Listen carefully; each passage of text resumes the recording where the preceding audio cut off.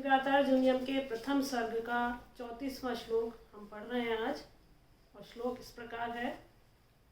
परिभ्रमण लोहित चंदनोर्चितः पदातिरंतर्गिरि रेणुरूषितः महारथः सत्यधनस्य मानसं दुनोति नो कच्चिद्दयं वृकोदरः।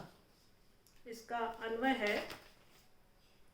लोहित चंदनोर्चित महारथः रेणुरूषितः पदातिः अंतर्गिरि परिभ्रमन् अयं वृकोदरः सत्यधनस्य मानसं न दुनोति कच्चित्।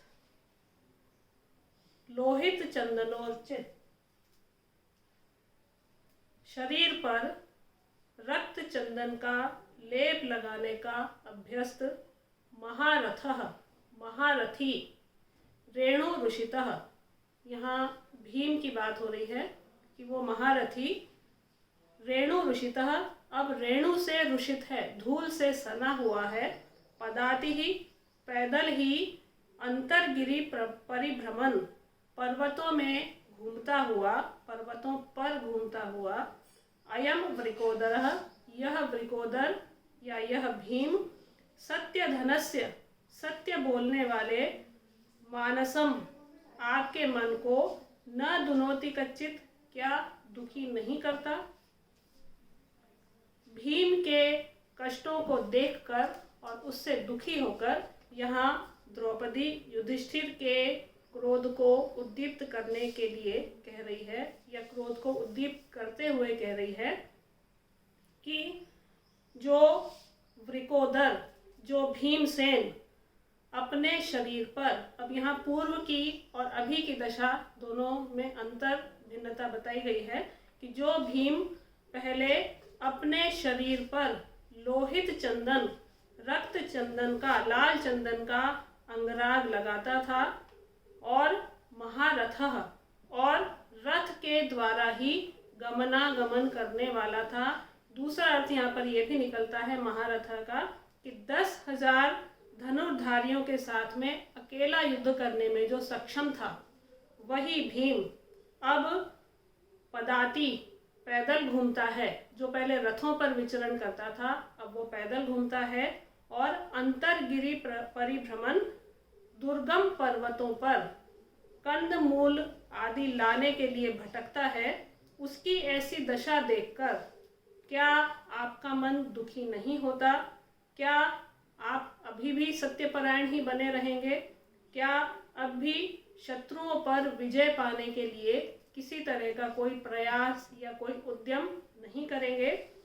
द्रौपदी कहती है कि आपकी शांति प्रियता और सत्यवादिता के कारण ही आज हम सब की, सभी पांडवों की और द्रौपदी की ये दुर्दशा हुई है, परंतु आप अभी भी इस विपत्ति के काल में भी शांत बने हुए हैं।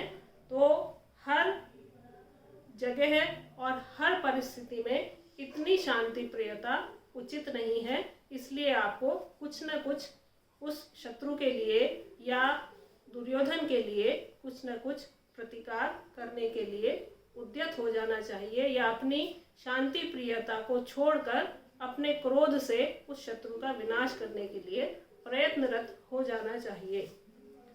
यहाँ भीम के लिए वृकोदर शब्द आया है।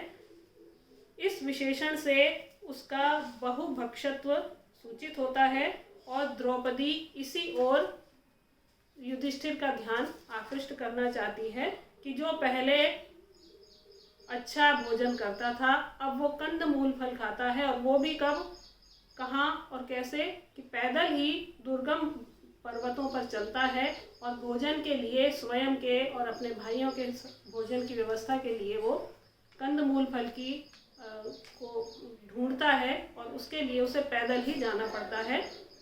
इस समय वनवास में उन्हें पेट भर खाना भी दुर्लभ हो रहा है, इससे अधिक और कष्ट क्या हो सकता है। दूसरी बात यहाँ पर ये बताई गई है कि लोहित चंदनोचित शरीर पर वो अंगराग लगाता था, लेकिन अब उसकी परिस्थिति ऐसी हो गई है कि वो जंगलों में घूमता है, पैदल घूमता है और उसके शरीर पर अब लोहित चंदन नहीं है बल्कि पसीने की बूंदें हैं और जो परिस्थितियाँ पहले थी उससे विपरीत परिस्थितियाँ अब हो गई हैं। इसलिए अपने भाइयों की इस दशा को देखकर भी आपको क्रोधित होना आवश्यक है और स्वाभाविक भी है कि आपको क्रोध आना चाहिए। समास है यहाँ पर लोहित चंदनम। लोहितम चंदनम इति लोहित चंदनम। यहाँ पर कर्मधारय समास है। महारथः, महान रथो यस्य सः। महारथः यहाँ पर बहुव्रीहि समास है। वृकोदरः, वृकः उदरे यस्य सः इति वृकोदरः बहुव्रीहि समास है। सत्यधनम, सत्यम धनम यस्य सः बहुव्रीहि समास है। अंतर्गिरि, गिरिषु अंतः इति अंतर्गिरि यहाँ अव्ययी भाव समास है। पदाति, पादाभ्याम अतति इति पदाति यहाँ पर उपपद समास है। और वृकोदर की अर्थात भीम की विषम परिस्थितियाँ यहाँ पर बताई गई है कि पहले की जो स्थिति थी उसकी, उससे अब एकदम विपरीत स्थिति हो गई है। इसलिए यहाँ पर विषम अलंकार है। और छंद हम पढ़ते ही आ रहे हैं, वंशस्थ छंद है। जतौ तु वंशस्थ मुदीरितम जरौ।